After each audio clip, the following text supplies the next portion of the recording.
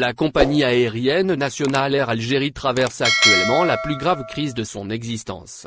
La fermeture des frontières a engendré des pertes estimées à 40 milliards de dinars en 2020. En plus des difficultés financières, Air Algérie a subi des changements au sommet de sa hiérarchie au début de l'année 2021. Le PDG Bekou Chalache ainsi que le directeur de la filiale catering Kamel Lamari ont été limogés en raison de commandes passées en devises. Pour succéder à Bekou Chalache, les pouvoirs publics ont jeté leur dévolu sur Amine Mezraoua, un homme au long parcours dans le domaine du transport aérien. Il occupait le poste de conseiller du PDG limogé. Amine Mezraoua, déjà plus de 100 jours aux commandes. Amine Mezraoua, qui a été intronisé le 11 janvier dernier pour gérer les affaires courantes d'Air Algérie, vient de boucler 100 jours à la tête de la compagnie aérienne. Le directeur général par intérim avait commencé par inviter tous les syndicats de la compagnie aérienne pour des discussions sur la situation de la compagnie. Il s'est également réuni avec les responsables des différentes divisions de l'entreprise. Alors que les premières décisions d'Amine Mezraoua étaient attendues comme un geste fort sur l'orientation qu'allait prendre la compagnie aérienne dans un contexte de grave crise financière, le DG par intérim a commencé par une décision de mise en congé du chef de la division des affaires générales Reda Toubal. Le responsable, qui était en poste depuis en 2017, n'a été ni licencié ni réintégré à ce jour.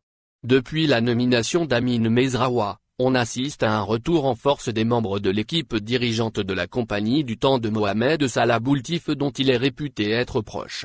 Dernièrement, le DG par intérim a pris une décision qui a fait beaucoup de bruit en interne au sein d'Air Algérie.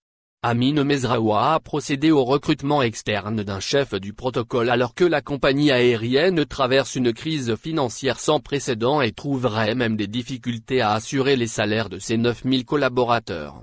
Une décision qui suscite des remous en interne. L'effet Mezraoua n'a pas eu lieu.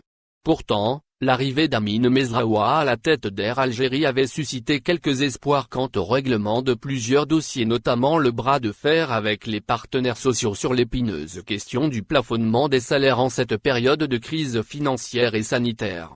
À ce jour, les discussions menées avec les syndicats n'ont connu aucune avancée. Tous les dossiers fondus sur place. La compagnie n'a pas connu un nouveau souffle sous la coupe du nouveau patron, 3 mois après son installation.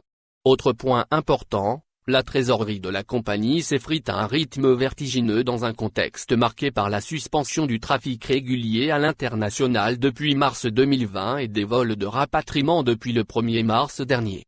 Avec des avions cloués au sol, la compagnie perd chaque semaine des millions de dollars. Actuellement, Air Algérie voit les compagnies étrangères opérer des vols alors qu'elle se trouve interdite d'activer au moment où elle a le plus besoin de rentrée d'argent. Sur dossier, Amine Mezraoua n'a pas su convaincre les pouvoirs publics de la nécessité d'autoriser la compagnie à reprendre du service. Rien n'indique que les autorités se dirigent vers une décision favorable pour la compagnie nationale. La question de la fermeture des agences d'Air Algérie à l'étranger recommandée par le Conseil des ministres n'a également connu aucune avancée.